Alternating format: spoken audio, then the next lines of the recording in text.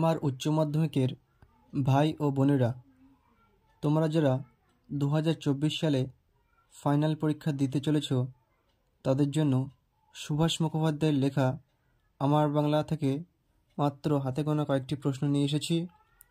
তো আজকের ভিডিওতে দেখানো এই কটা প্রশ্ন তোমরা যদি পরীক্ষার আগে ভালো করে প্র্যাকটিস করে যাও, তাহলে তোমরা নিশ্চিত থাকো তোমরা ফাইনাল পরীক্ষাতে অবশ্যই কমন পাবে। তো বন্ধুরা, চলো দেরি না করে মূল আলোচনায় যাওয়া যাক।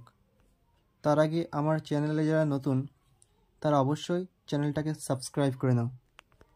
তো বন্ধুরা, 2024 উচ্চ মাধ্যমিক গড়পাড়ের নিচে থেকে যে কটি প্রশ্ন তোমাদের ইম্পর্টেন্ট, তার মধ্যে প্রথম প্রশ্ন হলো, যেন রাবণের চিতা জ্বলছে তো জ্বলছেই, রাবণের চিতার মতো আগুন কারা কোথায় কী উদ্দেশ্যে জ্বালিয়েছে, এই আগুন তাদের কিভাবে সাহায্য করে থাকে।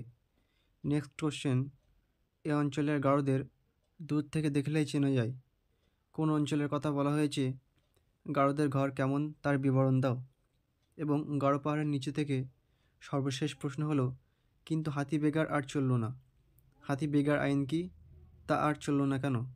তো বন্ধুরা, গারো পাহাড়ের নিচে থেকে 2 এবং 3 নম্বর প্রশ্নটা মারাত্মক গুরুত্বপূর্ণ প্রশ্ন।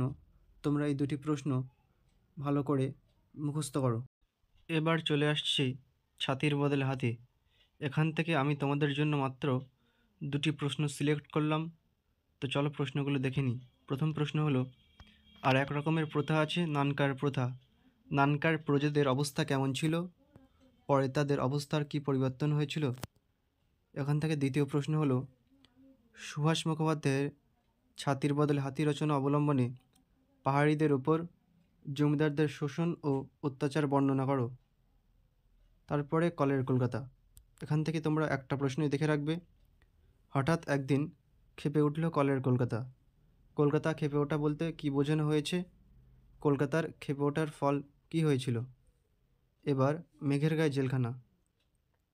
এখান থেকে তোমরা 3টে প্রশ্ন দেখে রাখবে। তো চলো প্রশ্নগুলো দেখে নিই। প্রথম প্রশ্ন হলো, মেঘের গায়ে জেলখানা, বিশ্বাস হয় না, দেখে এসো বক্সায়, লেখকের এই বক্সাই যাত্রাপথের বর্ণনা দাও। দ্বিতীয় প্রশ্ন হলো, সুভাষ মুখোপাধ্যায়ের মেঘের গায়ে জেলখানা রচনা অবলম্বনে সাধুচরণ এবং মুস্তফার পরিচয় দাও। এটা খুব গুরুত্বপূর্ণ প্রশ্ন। এবং সর্বশেষ প্রশ্ন হলো, মেঘের গায়ে জেলখানা রচনা অবলম্বনে জেলখানায় কয়েদিদের উপর কীরকম অত্যাচার হতো তা লেখো। এই প্রশ্নটাও মারাত্মক গুরুত্বপূর্ণ প্রশ্ন। এবং সর্বশেষ হাত বাড়াও থেকে তোমাদের একটাই প্রশ্ন রেখেছি। তো চলো প্রশ্নটা হলো, তোমরা হাত বাড়াও, তাকে সাহায্য করো, লেখক কাকে কিভাবে কেন সাহায্য করতে বলেছেন। তো বন্ধুরা, এই কটা প্রশ্নই তোমরা ভালো করে আমার বাংলা থেকে দেখে রেখো। এবং সর্বশেষ হাত বাড়াও থেকে মাত্র একটি প্রশ্ন তোমাদের জন্য রেখেছি। এই প্রশ্নটা এই বছরের জন্য খুবই গুরুত্বপূর্ণ প্রশ্ন।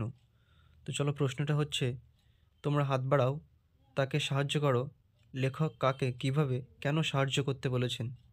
তো বন্ধুরা, আমার বাংলা থেকে মাত্র যে কয়টি প্রশ্ন দিলাম, এই প্রশ্নগুলি তোমরা পরীক্ষার আগে ভালো মতো করে প্র্যাকটিস করে নাও। তাহলে আশা রাখছি এই প্রশ্নগুলি থেকেই তোমরা হুবহু কমন পেতে চলেছ।